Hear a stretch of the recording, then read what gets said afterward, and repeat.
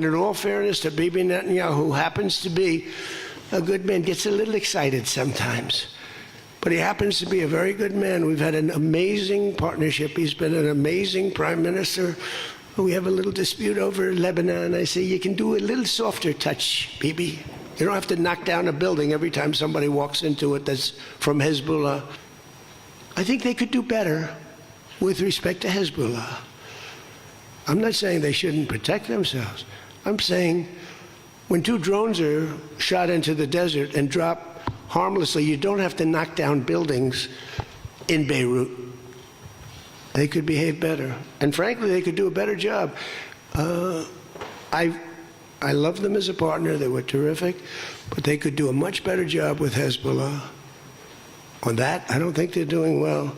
And I feel very bad for Lebanon. Lebanon's been, it was a great culture. They had the professors, the doctors, the lawyers. It was an incredible culture, maybe the highest in the Middle East for years and years, centuries.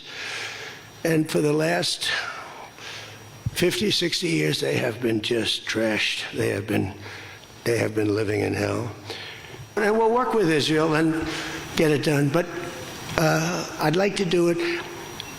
I mean, you have people living there. Buildings are being dropped on top of them or right alongside of them. How would you like to live there? It's so unfair, especially Beirut. You go into Beirut, and I looked at the scene 2 days ago, yesterday, where they hit. That was a big hit. That was unnecessary in my book.